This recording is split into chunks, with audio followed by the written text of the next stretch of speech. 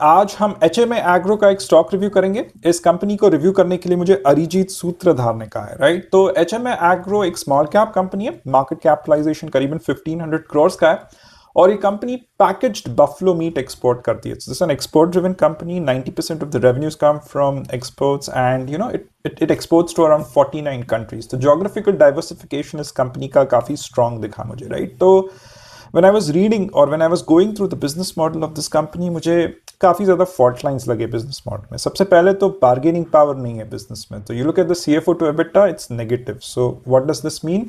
It means कि profits दिखाए गए हैं P&L में, बट बैलेंस शीट में कैश फ्लोज नहीं है। तो अगर कैश नहीं है बिजनेस में तो प्रमोटर्स क्या करते हैं? They take short term debt. तो डेट टू इक्विटी इसका 0.7% है, थोड़ा ज़्यादा है डेट टू इक्विटी, राइट।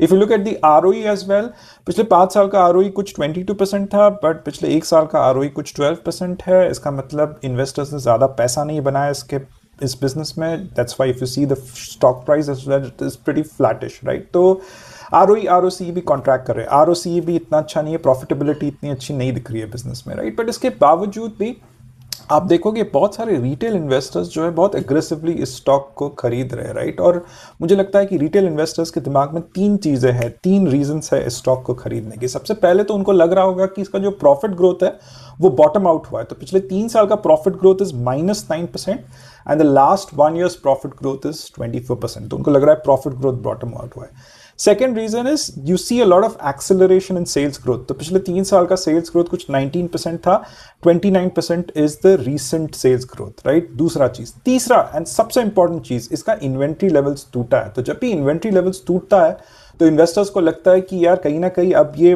बुरे दिन खत्म हो गए, ये स्टॉक टर्न अराउंड करेगा, प्रॉफिटेबिलिटी टर्न अराउंड करेगी और चीजें ऊपर जाना शुरू होगी, राइट। बट ये सारी चीजें आर्ग्यूमेंट सही होते थे अगर ये एक सेक्युलर ग्रोथ कंपनी होती थी, बट ये एक सेक्युलर ग्रोथ कंपनी नहीं है, ये कमोडिटाइज बिजनेस है, एक सिक्लिकल बिजनेस है। मुझे कैसे पता चला कि ये कमोडिटाइज बिजनेस है?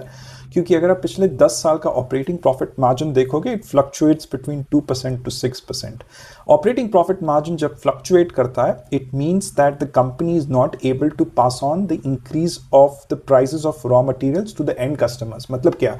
मतलब जो लाइफ स्टॉक होता है, कैटल होता है, जब उसके प्राइसेस इंक्रीज हो जाते हैं तो they are not able to pass it on to their international clients. अपने पास रखना पड़ता है, तो हिट लेना पड़ता है, तब जाके OPM कॉन्ट्रैक्ट होता है, राइट। तो ये एक इंपॉर्टेंट चीज है, this is a commoditise business. Second चीज, जब मैं इनका कॉन कॉल पढ़ रहा था प्रमोटर का, तो प्रमोटर के कॉन कॉल से कोई भी predictability of future sales growth, cash flows, profit growth कुछ नहीं दिखा है। तो अरिजीत, देख समझ के थोड़ा इन्वेस्ट करना है।